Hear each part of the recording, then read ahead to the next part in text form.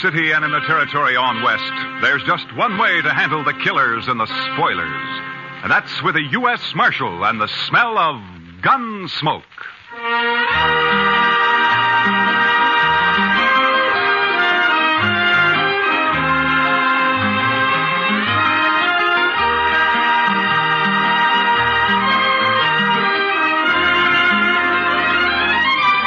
Gunsmoke, starring William Conrad. The story of the violence that moved west with young America. The story of a man who moved with it. Matt Dillon, United States Marshal.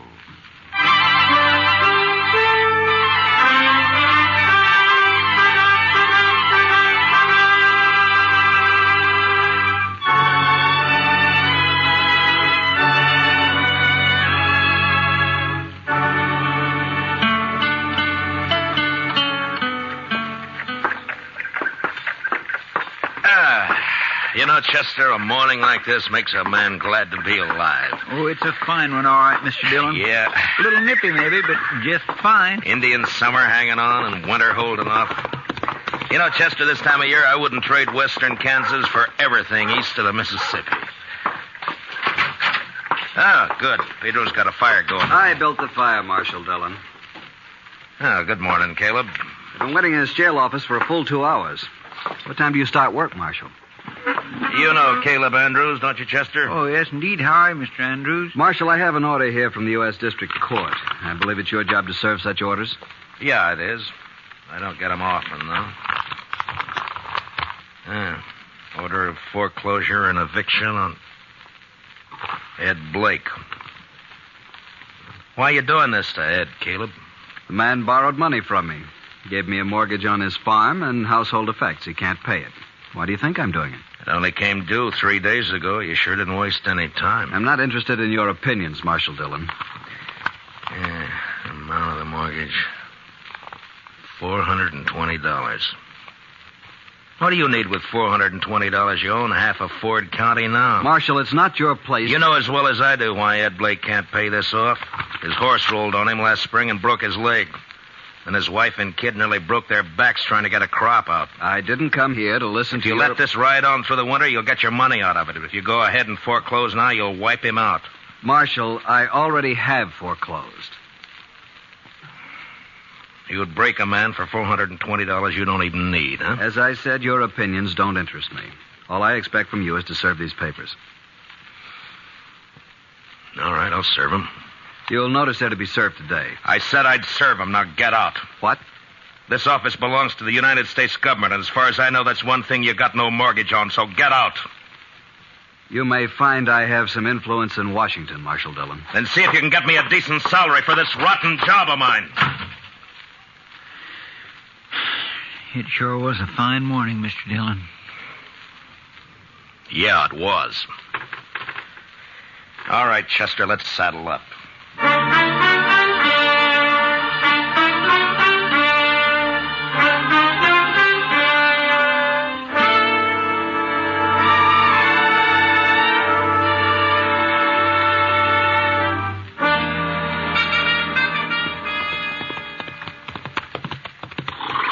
This is one job I surely wish we didn't have to do, Mr. Dillon. Yeah. My, this sure is a nice farm. Ed and Martha have put in a lot of work here the last 4 years. We don't have any choice, Chester. Yes, sir, I know. It's a downright shame, though. Hey, Marshal! Oh, boy. Wow. Hi, Jimmy. Look at here what I got, Marshal. Well, looks to me like a mighty dead coyote. Sure, that's what it is. He's been killing my chickens, so last night I hid out behind the barn. Yeah? I got him with one shot, Mr. Dillon, and there wasn't even a full moon. Well, that's fine, Jimmy. Matt Dillon, how are you? Oh, good morning, Martha. And Chester, too. Miss Blake? Well, I'm glad to see you. Get down, come on in. Oh, thank you. Jimmy, now that you showed that thing to Mr. Dillon, take it away somewhere. All right, Mom. He sure is a big one, ain't he, Mr. Dillon? Yeah, about the biggest I ever saw, Jimmy. He's real proud of those chickens of his. He's done fine with them. Well, here I am, though, keeping you standing out here in the yard. Come on, let's go inside. Well, we really can't stay, Martha. Oh, nonsense. You don't get out here once in a coon's age. Yeah, I know, but And you're just in time. Your favorite dish, Matt. I was about to take it out of the oven when you rode up. Cornbread. Buttermilk cornbread, huh? That's right. Ed's not here, but you will say, won't you? Well, Martha, I'd like to, but, well, we just can't, that's all. The thing is that, you say Ed's away? Yes, he's in town. Matt, you're not yourself. What is it? Well, I suppose I ought to talk to Ed about this, but maybe it'll be better if he hears it from you. Here's what? Martha, I got a court order here. It has to do with that mortgage of Caleb Andrews. It's an order of foreclosure and eviction and sale. No. Oh, no. Here it is. We were so sure he'd extend it. He knows what happened, why we couldn't pay it. We were sure he'd extend it. Well, he won't. I talked to him. Matt, how long before we have to get out? 5 days. So soon. You were right, Matt. It is better that Ed hears it from me. Coming on top of everything else, Well, I can't let it break him. I just can't let it break him. Martha, if there's anything I can do, you let me know, huh? Matt, I don't blame you for this. I understand. Well, come on in now and have some cornbread with us. I couldn't. I'm sorry. Thank you anyway, Martha, but I just couldn't.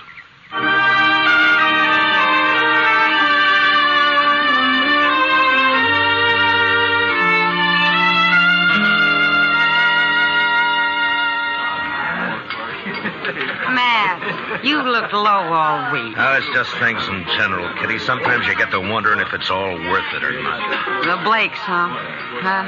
Chester was telling me. Chester talks too much. It's not your fault, Matt. Somebody had to serve the order. Somebody has to be hangman, too. Life's never all good, Matt. There's always a little bad in it.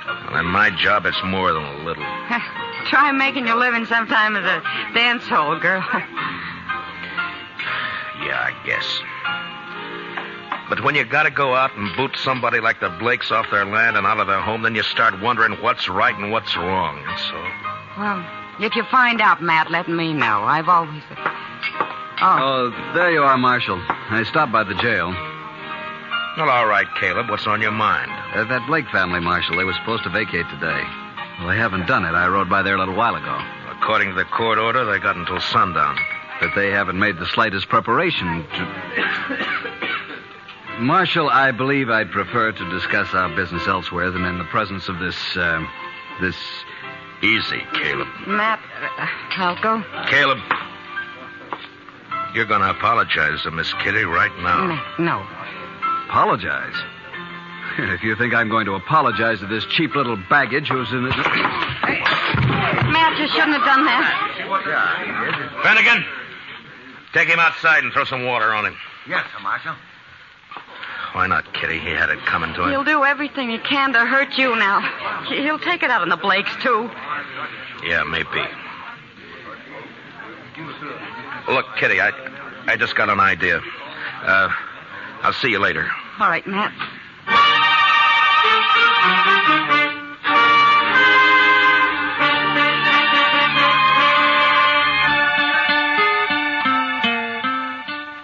But, Matt, the mere fact a man runs a bank doesn't always mean he's got a free hand in everything he does. A bank has stockholders, a board of directors. I've got to listen to them. I think they'd approve the loan, Clem. Another thing, Caleb Andrews is the biggest account I've got. If I crossed him by taking this loan you suggest, Matt, he'd break me.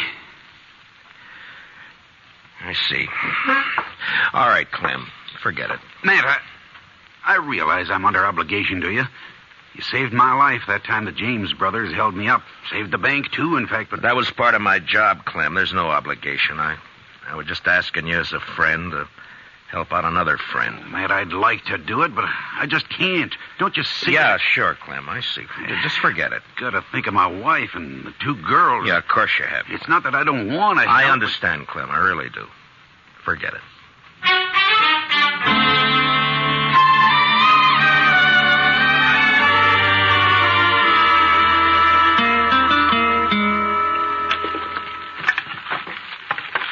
There. That ought to hold it a while. That fire feels kind of good, Mr. Dillon. It's getting chillish out tonight. Yeah, I guess we better have Pedro lay in some more wood. Yes, sir. When winter sets in, it always makes you feel good to know you got a warm place to hole up. Be mighty rough not to have a... not to... Yeah, I was thinking of the same thing, Chester. You suppose they vacated this afternoon? I don't know. We'll ride out there in the morning and find out. Sure is a shame. It's just too bad that... Come in. Can we bother you, Matt? Ed! Oh, come in, Martha. Well, hiya, Jimmy. Come on up to the stove, folks. Come on. Matt, the fact is that we kind of like to impose on you for tonight. We haven't got any place to go, no money. Wondered if we could sleep in the jail tonight. Oh, sure, Ed. Chester, would you get a fire going back there? All right, Mr. Dillon. And dig up some blankets out of the storeroom, huh? Yes, sir. You want to come help me, Jimmy? Jimmy? Now, you go along with Chester now, boy. Go on. All right. He doesn't understand all this, Matt.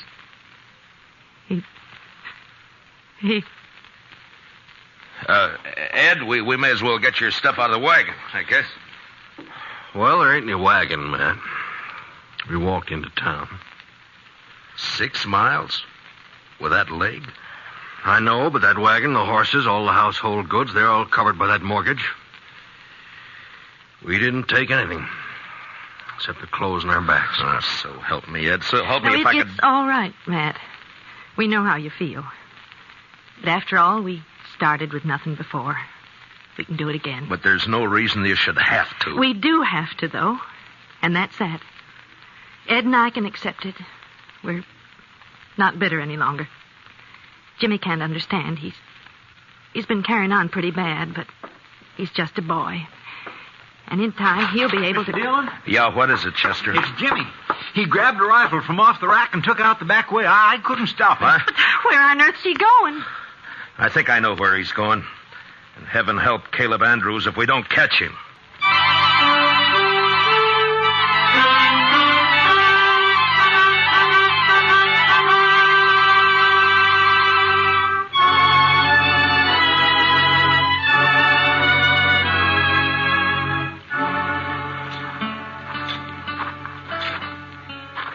That's Mr. Andrews' house there on the corner.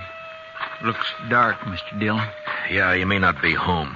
I sure hope he isn't. No sign of the boy around. Reckon he broke in the house, Mr. Dillon? Maybe. Anyhow, it's 10 to 1. This is where he headed for. His mother said he was real upset about it, and it's just like a kid to... Chester? Hmm? There's somebody back of that tree up there on the left.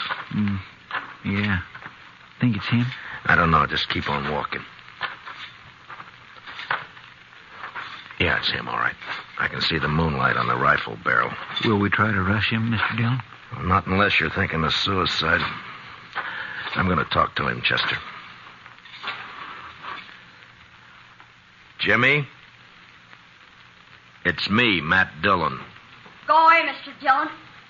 Better go away now. Don't bother me. I can't do that, Jimmy. You're a friend of mine, and I figure you're waiting here to do something that you'd be sorry for, and I can't let you do that. Nothing you can do about it, Mr. Dillon. I got a gun here, and I'm going to kill him. You go away now and leave me alone. Jimmy, I know how you feel. I don't like Caleb either, but killing him's no answer. You folks feel bad enough already. Think how it would hurt him if you did. Stop, Mr. Dillon. I'll stay where you are. Don't come any closer. I have to, Jimmy. It's my job. So if you're going through with this, I guess you'll have to kill me first. No, Mr. Dillon. Now stay back. I'm sorry, Jimmy. I don't have a choice. But you do. No. I couldn't shoot you, Mr. Dillon. You know that. Sure. I knew you couldn't. I kept waking up nights and hearing Mom crying. Dad would sit up all night without the lamp lit, no fire, not saying anything, just sitting. Easy now, Jimmy. Why is he doing it to us, Mr. Dillon? Jimmy, listen to me. Will you do something for a friend? Yeah. If you say so. All right. Then take that rifle back to the jail and put it in the rack and go to bed. Now, you promise? Yeah. I promise, Mr. Dillon. I'm sorry, and I'll do like you say. You're all right, Jimmy. Good night, son.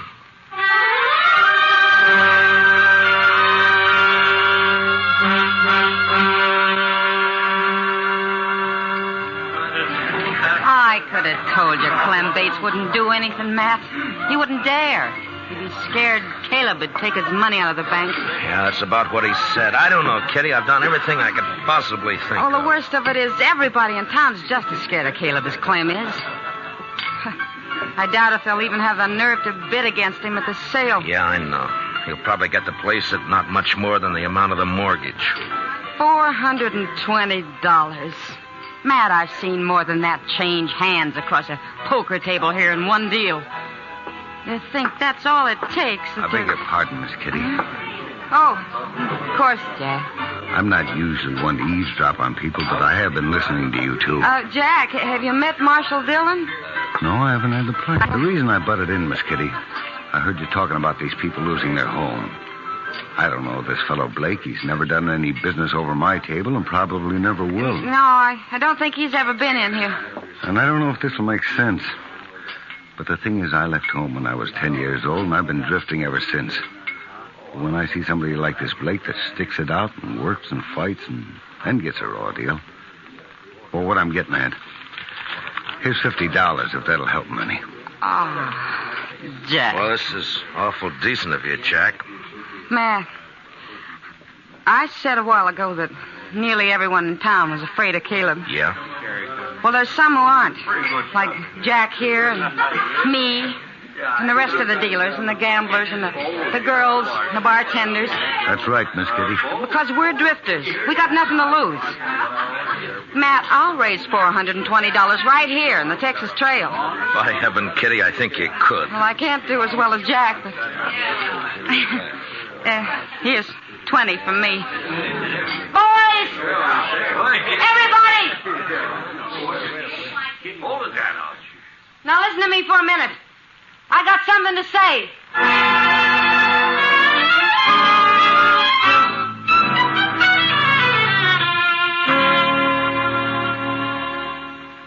He's sure taking his time getting here, Chester.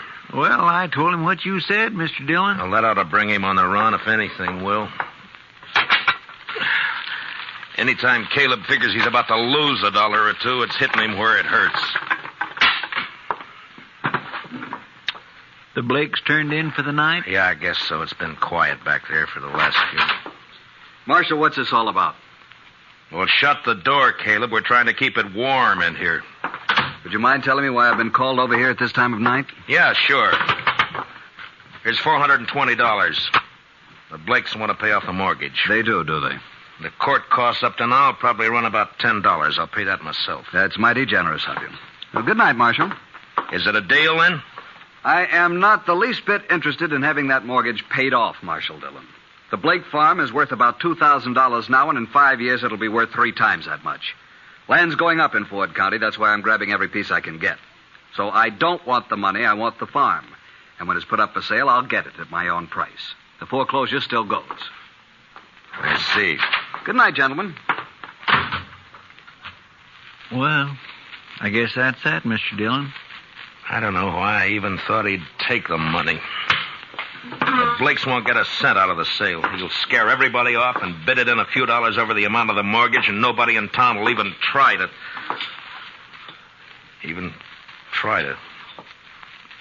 Try to what, Mr. Dillon?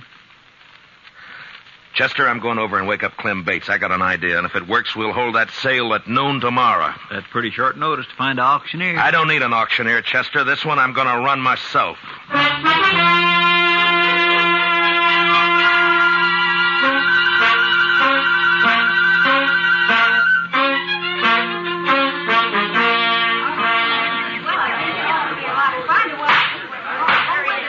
All right, everybody. All right.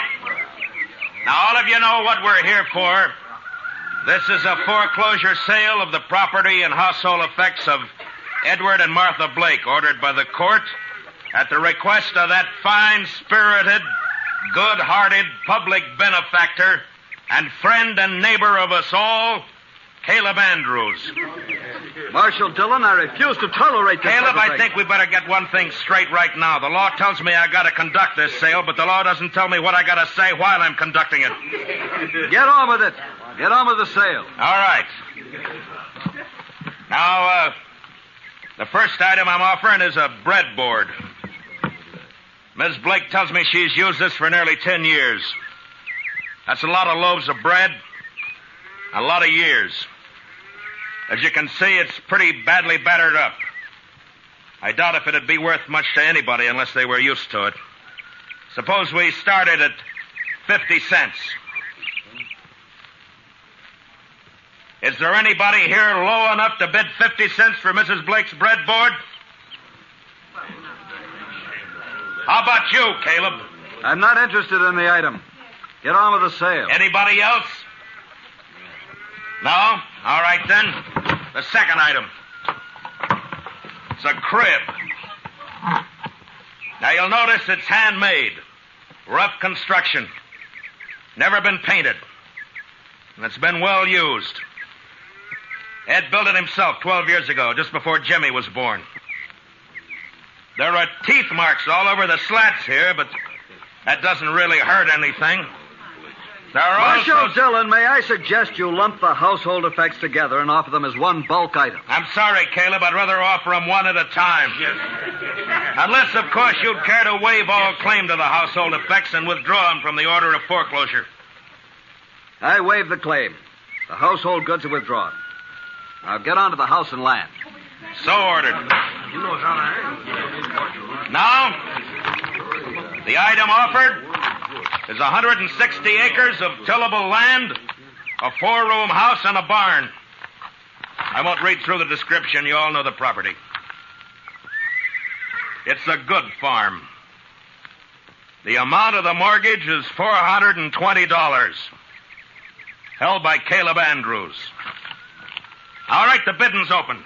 What am I offered? $450. I have $450 from Caleb Andrews. Do I hear another bid? Oh, the farm's worth $2,000. You're going to let him have it for $450? How about another bidder? Mr. Dillon? Yeah, what is it, Chester?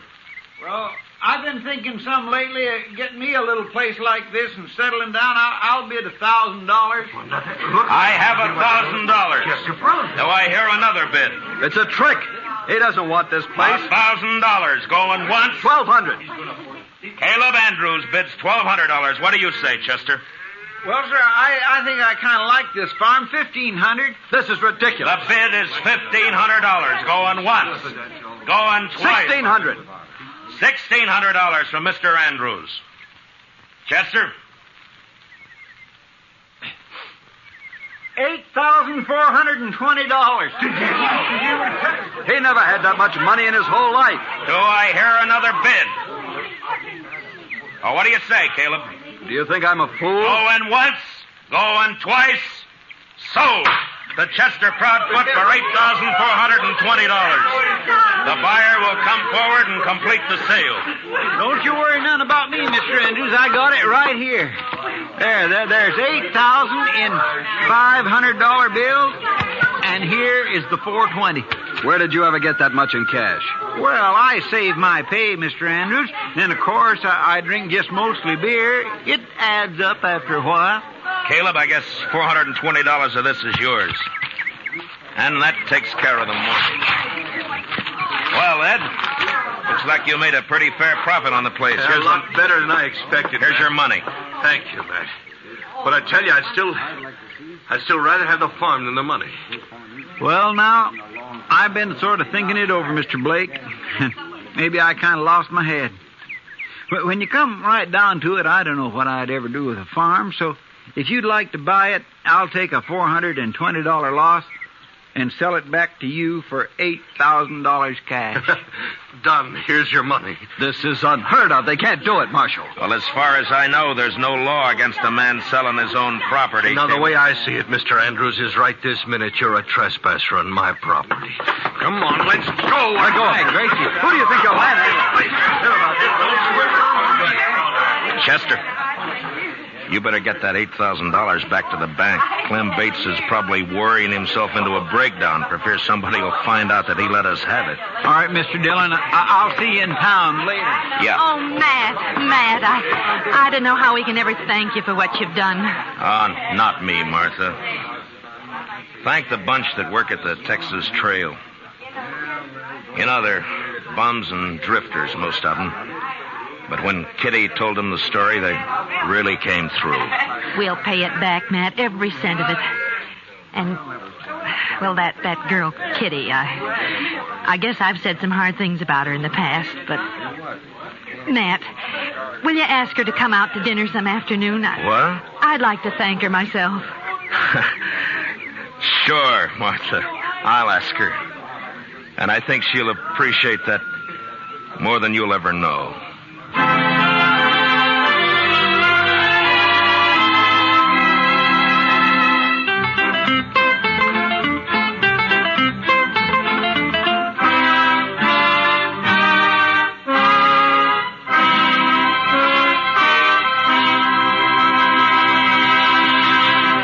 Gunsmoke, under the direction of Norman Macdonald, stars William Conrad as Matt Dillon, U.S. Marshal. Tonight's story was specially written for Gunsmoke by Les Crutchfield, with music composed and conducted by Rex Corey. Featured in the cast were Harry Bartell, Paula Winslow, and Richard Beals, with Joe Duvall, Lawrence Dobkin, and Jim Nusser. Parley Bear is Chester, and Georgia Ellis is Kitty. Gunsmoke is heard by our troops overseas through the facilities of the Armed Forces Radio Service. Join us again next week as Matt Dillon, U.S. Marshal, fights to bring law and order out of the wild violence of the West in Gunsmoke.